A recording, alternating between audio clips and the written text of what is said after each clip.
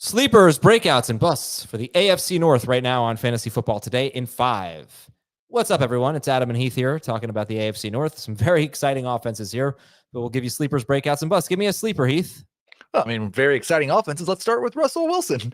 Everybody's very excited about Russell Wilson. No, I think people are way too down on future Hall of Fame quarterback Russell Wilson. He threw 26 passing touchdowns last year in 15 games in an offensive system that was not designed for his skill set at all. He also ran for more than 20 yards per game. We've seen Arthur Smith's offense as much as everybody hates it.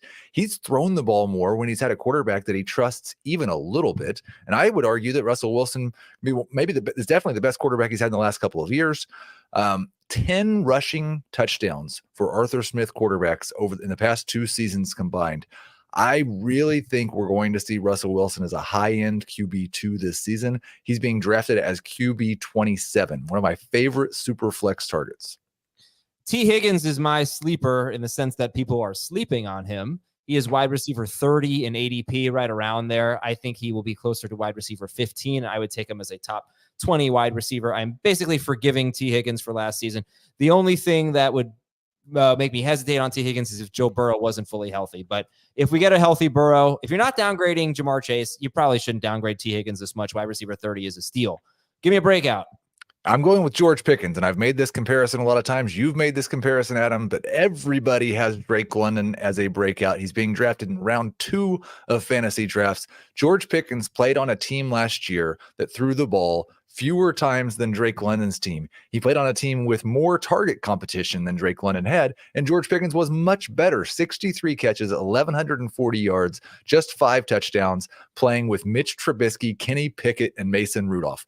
Whether it's Russell Wilson or Justin Fields, it's going to be a much better quarterback he's playing with. Arthur Smith is an upgrade over Matt Canada, and Arthur Smith's Falcons threw the ball, like I just said, more than the Steelers did last year, so the pass volume won't go down, and target dominator Deontay Johnson is gone. You could see George Pickens definitely as a top 20 wide receiver this season. I like him with top 12 upside.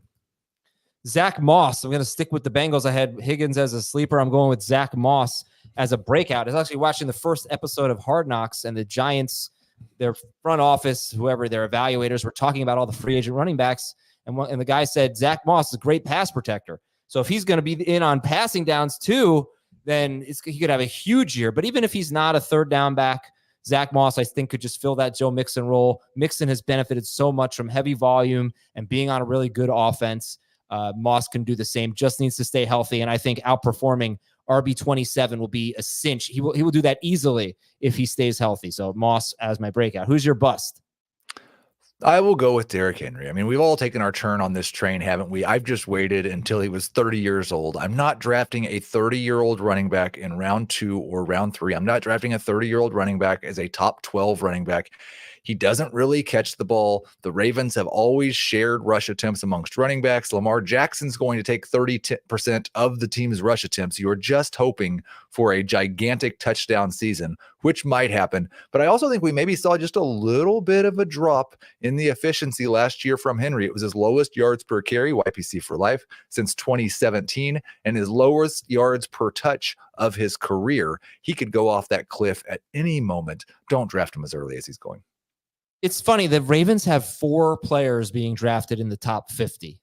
Andrews won't be in the top 50 in every league, whatever, but he'll definitely be in the top 60. And just what we've seen from that offense, that doesn't make any sense. They'd have to really change their philosophy. Maybe they will, but they're gonna have to throw a lot more, and that's not going to help Derrick Henry. So it's really fascinating to see a team with a quarterback who eats up so much of the fantasy production have 4 players in the top 50. My bust is Zay Flowers. It's just a matter of too many mouths to feed. He's being drafted as a top 24 wide receiver. I don't see the targets being there unless Mark Andrews gets hurt. Then he could do it. But I prefer Andrews at his ADP, which is like a round later than Flowers. Obviously, you got he's a tight end, so the standards are a little lower, and he can make more of an impact. Love Flowers as a player. Until the Ravens show me that they're actually going to feature a number 1 wide receiver in the Lamar Jackson era, I can't draft one to be the 23rd wide receiver off the board. All right, that's sleepers, breakouts, and busts. Our busts are on the Ravens. We must hate them. Actually, I think they're probably going to win the division. We'll be back tomorrow with another episode of FFT in 5.